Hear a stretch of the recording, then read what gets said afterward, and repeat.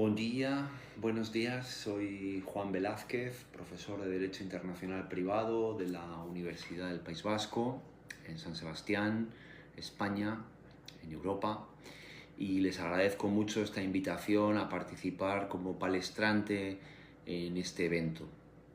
Entre todos los temas que me han propuesto y que podía haber elegido, me ha parecido interesante tratar en este momento el tema de la gestación subrogada, también conocido como vientre de alquiler. Yo soy profesor de Derecho Internacional Privado y sobre todo me dedico al estudio de las contradicciones y problemas que puedan surgir en la aplicación de diferentes legislaciones, tanto por los tribunales de justicia nacionales como en algunos casos por los tribunales internacionales. En España pertenece a la Unión Europea, como todo el mundo sabe, y dentro de la Unión Europea se está produciendo una unificación del derecho no solo público, económico, por ejemplo, de la competencia, sino del derecho civil también. Esa unificación del derecho civil que se ha producido en materia de divorcios, de régimen económico matrimonial, de alimentos, de herencias y otros, aunque de manera parcial, y puede que se produzca en el tema de la filiación en breve. Sin embargo, no ha llegado a abarcar toda la materia del derecho civil internacional. Hay países que mantienen legislaciones particulares y diferentes entre sí, y una de las más notables es, por ejemplo, el tema del nombre y apellidos. Hay países como España donde las personas se identifican por el apellido del padre o de la madre, por los dos en cualquier caso, y otros como Inglaterra o Alemania donde solo tienen uno. Eso, a efectos de libre circulación, puede producir problemas a la hora de la identificación de las personas, a la hora de determinar su estado civil. De la misma manera sucede con el cambio de sexo. España es uno de los países más avanzados en materia de permitir el cambio de sexo desde los 14 años sin necesidad de operación quirúrgica, pero otros muchos pues todavía no lo permiten. El tema del matrimonio homosexual opera en casi toda la Unión Europea, pero no en toda Europa. Y ahí yo diferenciaría dos terrenos: el terreno de la Unión Europea, donde pertenecen los países miembros, 28, y el resto de los países de Europa, que muchos de ellos están bajo la jurisdicción del Tribunal de Estrasburgo en materia de protección de derechos fundamentales. Por tanto, Tribunal de Justicia de la Unión Europea, países miembros de la Unión Europea, y Tribunal de Estrasburgo, países miembros del Consejo de países firmantes del Convenio Europeo de Derechos Humanos. Bien. Entre esos temas que no están, digamos, unificados, además del cambio de sexo o el matrimonio homosexual que he dicho, o el tema de los nombres y apellidos, y otros que irán saliendo, porque siempre el derecho va por detrás de la vida, tenemos uno que está dando problemas a los tribunales, a las personas y también a los estados, como es la gestación subrogada. Estimo que puede haber un gran consenso en considerar que el fenómeno de la gestación subrogada es un claro ejemplo de disfunción en este momento. Hay países que permiten la gestación subrogada, onerosa, es decir, por pago, previo pago o altruista, y otros que no la permiten. España, a través de su legislación, la Ley de Técnicas de Reproducción Asistida, no permite, considera nulo el contrato de gestación subrogada. Considera nulo el contrato de gestación subrogada. Eso no quiere decir que haya países como Inglaterra o como Ucrania o como Estados Unidos, estos dos últimos obviamente fuera de la Unión Europea, donde ese contrato se lleve a cabo de manera legal. El problema, aunque a nadie se le escapa, es que muchas parejas van a esos países, firman un contrato de gestación subrogada y se encuentran con problemas a la hora de traer al menor a España e inscribirle como hijo de los padres no biológicos. Las posibilidades que puede haber en esos casos son muchas, partiendo de España como padres contratantes de esa, o comitentes, ¿no?, como llamamos aquí, de gestación subrogada. Puede ser una pareja heterosexual, una pareja homosexual de hombres o de mujeres, un hombre solo, una mujer sola. Y además puede ser que uno de ellos sea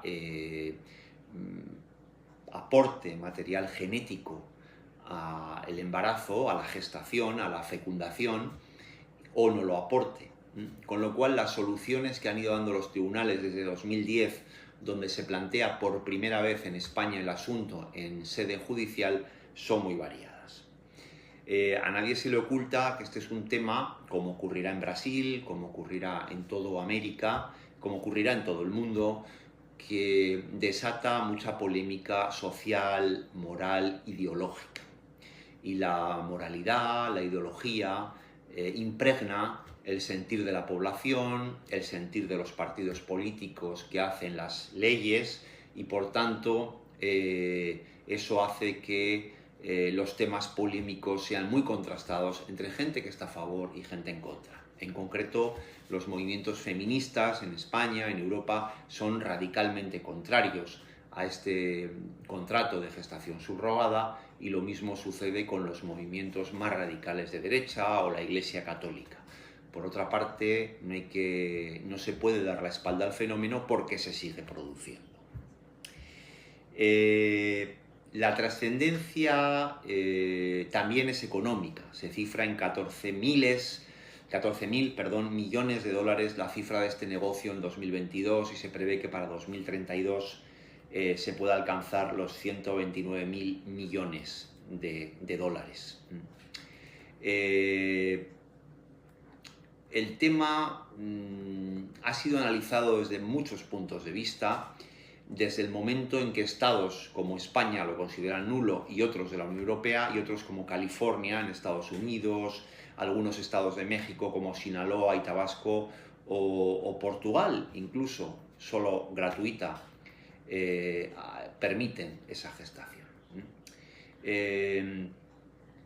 Para hacernos una idea, el problema sobre todo se plantea cuando la pareja contrata, el embarazo llega a buen fin, y la pareja comitente, por ejemplo la pareja española o francesa, vuelve de Estados Unidos, que es un lugar muy frecuente, o Ucrania o Inglaterra, con el menor, y no está de alguna forma inscrito como hijo de ellos.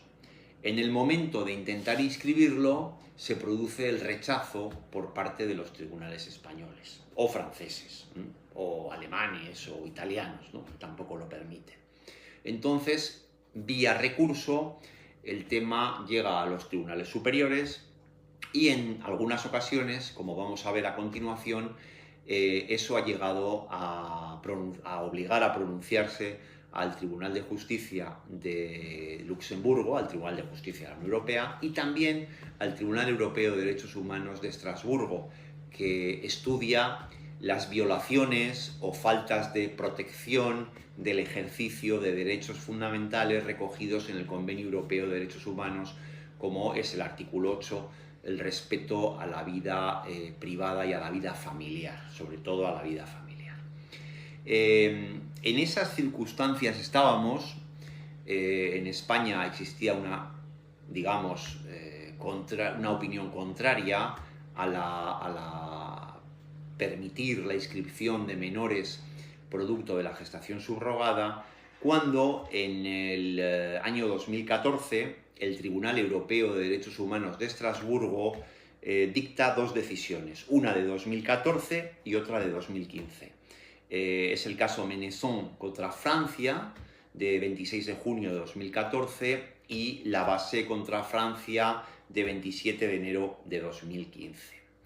En este caso, lo que se trataba de ver era si una pareja heterosexual de franceses que pretendía inscribir a su hijo en el registro civil francés como hijo de ellos y que había nacido por la técnica de la gestación subrogada en Estados Unidos, era posible o no. El Estado francés se negó y los ciudadanos, primero Menesson y luego Lavasseur, impugnaron por injerencia indebida en su vida familiar del Estado francés, impugnaron esa decisión y denunciaron al Estado francés ante el Tribunal Europeo de Derechos Humanos de Estrasburgo.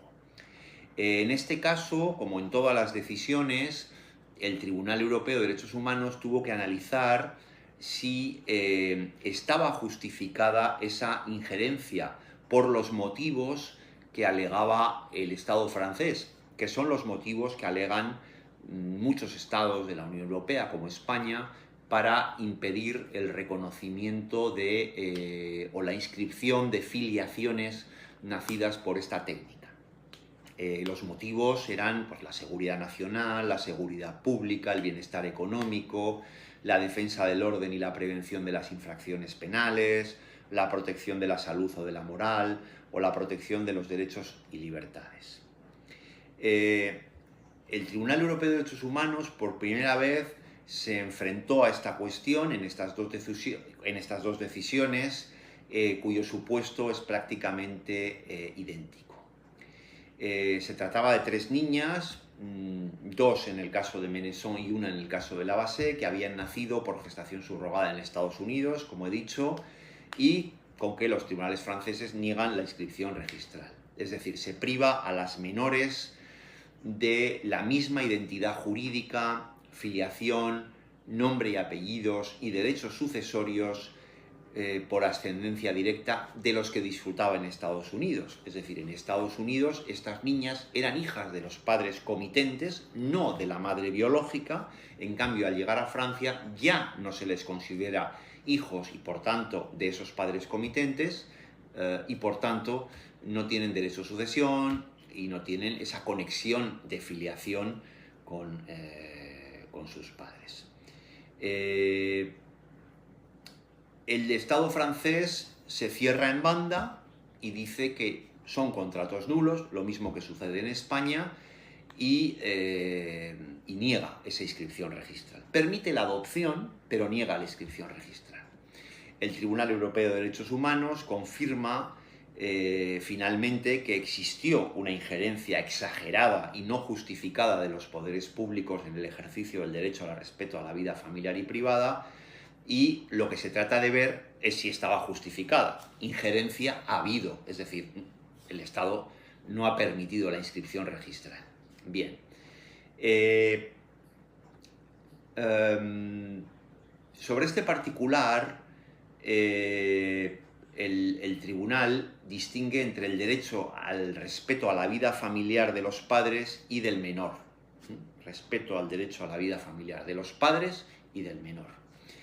En relación a los primeros, se considera que los tribunales franceses, respecto al derecho a la vida familiar de los padres, han actuado acorde al derecho al intentar, con la aplicación del orden público internacional, frenar esa inscripción y también disuadir a otras parejas que hagan lo mismo. Por tanto, a los adultos se considera por el tribunal que está justificada la prohibición. Respecto a los menores, el tribunal pues, prima el interés del menor, el interés superior del menor, frente a cualquier otra consideración. Considera el tribunal que privar a dichos menores de la filiación reconocida en el estado de origen, Estados Unidos, en el estado de destino, Francia, implica perjuicios para ellos que van desde la dificultad de acceder a la nacionalidad de los padres a carecer de derechos sucesorios.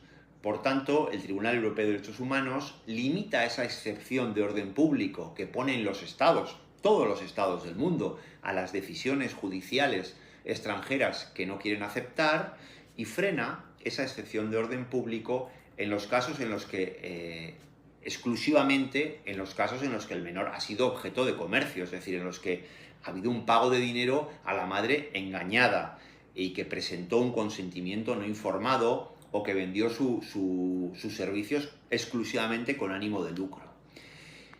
En los casos en los que no ha primado eso, es decir, ha habido libertad, ha habido deseo de contratar un servicio por un dinero, el tribunal considera que debe haber un reconocimiento de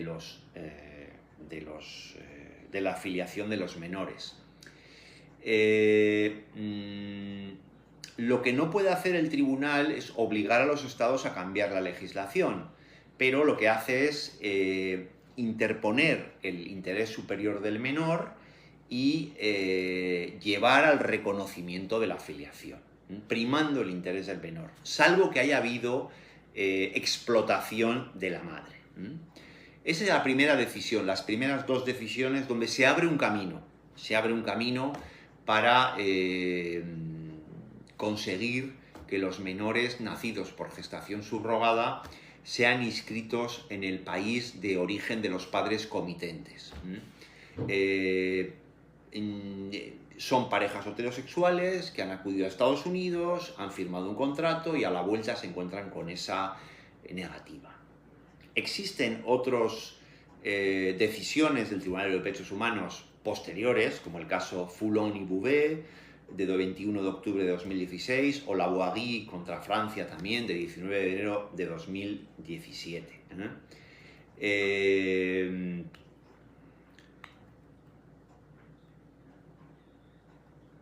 No obstante, el tema no dejó satisfecho a los tribunales franceses, que pidieron una aclaración posterior.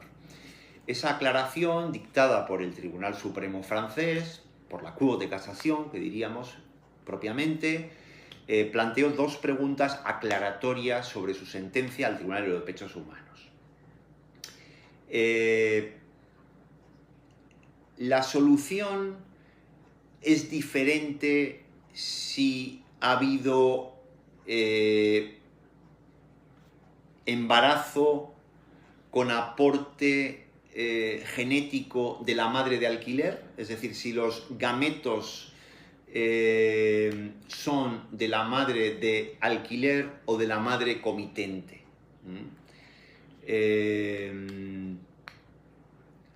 Es decir, por una parte está la actuación del padre biológico, del padre comitente, que puede ser biológico, y por otra parte está la posición de la madre. ¿Cuál es la posición de la madre?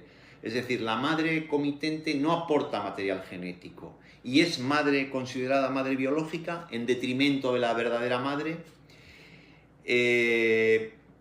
Existe la posibilidad para la madre comitente que no aporta material genético de adoptar al hijo de su cónyuge. Es decir, vuelvo a repetir el supuesto: padre comitente pero que aporta material genético, madre comitente que no aporta material genético. Está claro que el padre se convierte en padre del menor o de los menores, pero ¿qué ocurre con la madre? ¿Qué ocurre con la madre comitente y con la madre biológica? La madre biológica desaparece en Estados Unidos, pero la madre comitente no ha aportado material biológico. ¿Qué puede hacer ella? ¿Es la madre considerada biológica en Francia a través de una ficción jurídica o se le permite adoptar? ¿Cuál es la solución? Bien, el Tribunal Europeo de Derechos Humanos lo que considera es que el padre que aporta material biológico, si no ha habido explotación, si no ha habido contrato fraudulento, se convierte en padre de los menores. Y la madre se convierte en madre a través de la adopción, salvo que pruebe que ha aportado gametos al embarazo de la madre contratada. Si no, solo puede la adopción. Y en esa es la solución. Padre francés, padre biológico; madre francesa adoptiva. Pareja unida, pero uno es el padre biológico y otro es la madre adoptiva. A los efectos es lo mismo, porque la adopción y la filiación biológica son lo mismo. Existen otros casos,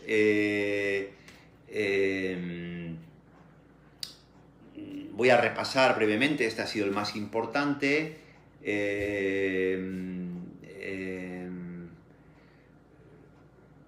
Y me voy a centrar en el asunto conocido como Paradiso y Campanelli contra Italia de 24 de enero de 2017.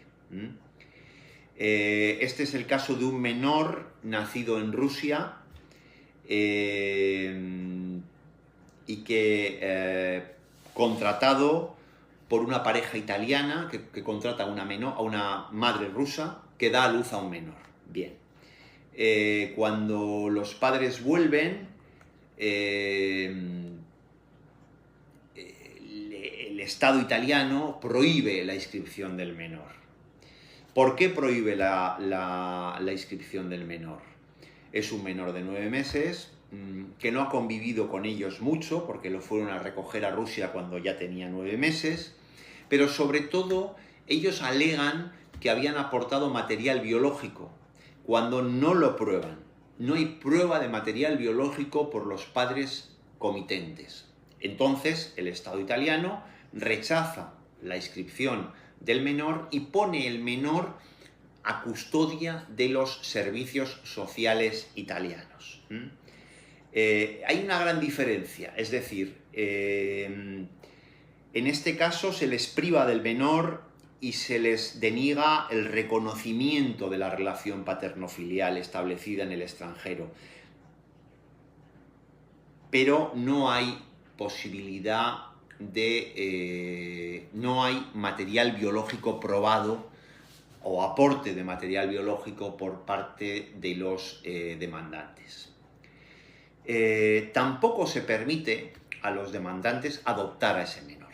Bien, ¿qué dice el Tribunal de Estrasburgo en esta sentencia Paradiso y Campanelli contra Italia? La Gran Sala consideró que no había habido violación del artículo 8, que recuerdo es el que dice derecho al respeto a la vida privada y familiar del convenio respecto de los demandantes.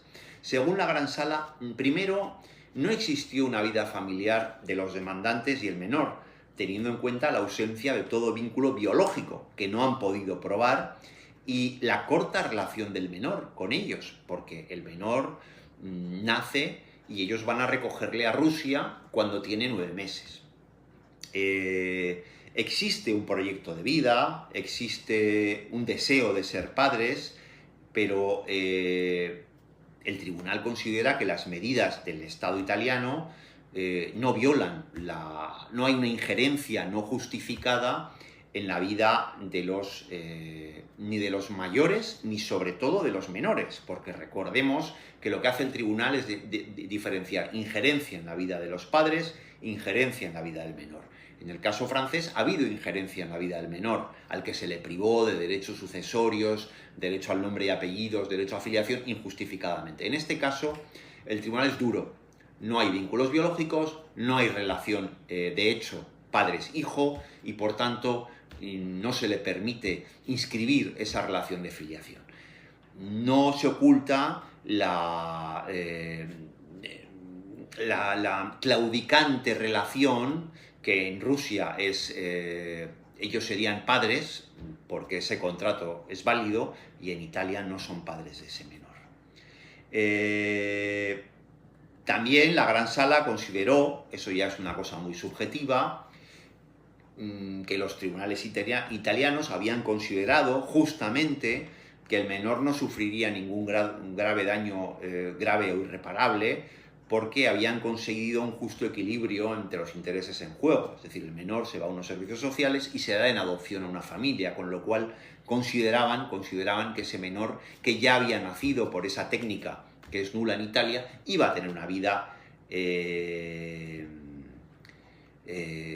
digamos, familiar.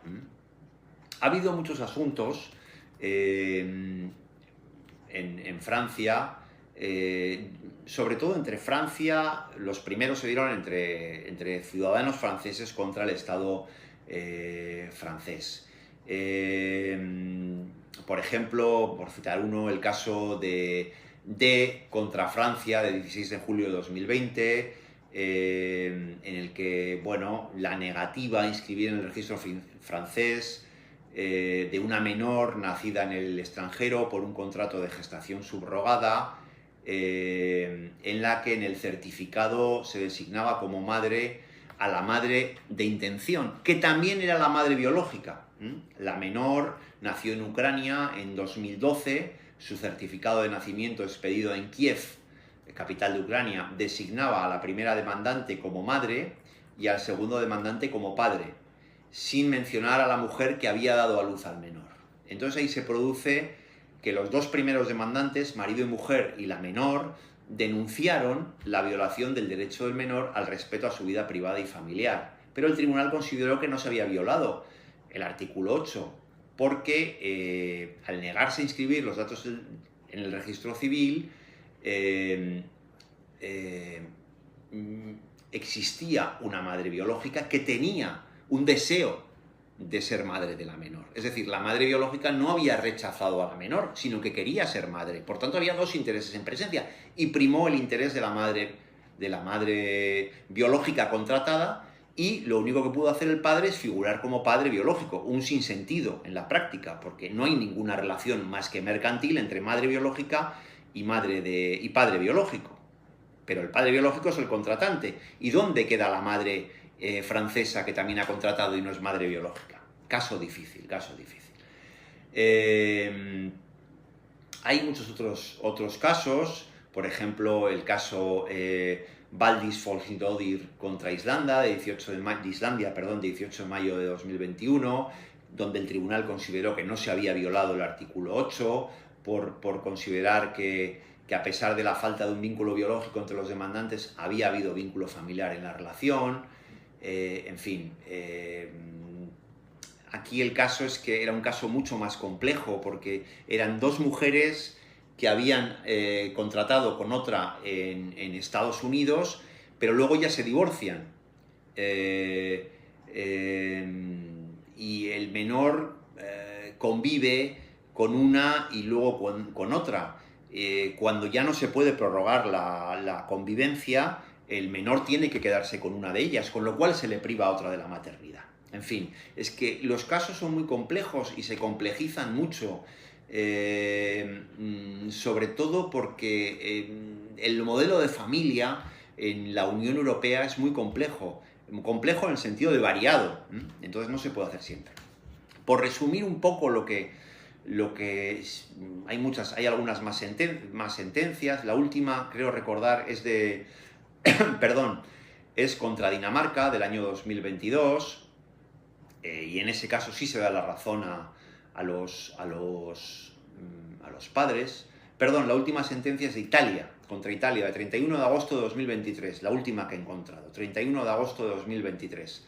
En este caso se reconoce el vínculo de filiación entre los padres contratantes y el menor. Bueno, ¿qué pasa en España, por terminar? En España nos movemos siempre desde un rechazo inicial total, en la sentencia del Tribunal Supremo de 6 de febrero de 2013, donde solo se permite la adopción de la madre biológica, de la madre comitente, y se reconoce la paternidad del padre, pero es que en este caso era un caso de dos hombres que quisieron adoptar en California y no se les permitió, se les rechazó, porque no existía la calidad de padre biológico. Si hubiera habido la calidad de padre biológico, se hubiera permitido que uno de ellos fuera el padre y el otro pudiera adoptar. En España, las parejas homosexuales pueden adoptar menores. Esto no sucedería en otros países de la Unión Europea, donde existe el matrimonio homosexual, pero no se permite adoptar a los menores. Bien, la última sentencia es la sentencia de 31 de marzo de 2022, donde un caso mucho más curioso, una mujer mexicana que tiene un hijo por vientre de alquiler en México, entra en España y pasan los años, no hay ningún reconocimiento, ninguna solicitud, y por filiación de hecho, es decir, por el hecho de cuidar a tu hijo, tenerlo reconocido por todos en tu casa y adoptado y ocuparte de él, pues solicitas el reconocimiento de la filiación. Solicita el reconocimiento de la filiación, pero el Tribunal Supremo se la deniega diciéndole que la gestación subrogada está considerada nula en España. Por mucho que entró sin declarar que era un menor nacido por gestación subrogada, lo que no puede hacer es intentar legalizarlo luego. Se le permite la adopción. El camino de la adopción siempre está permitido.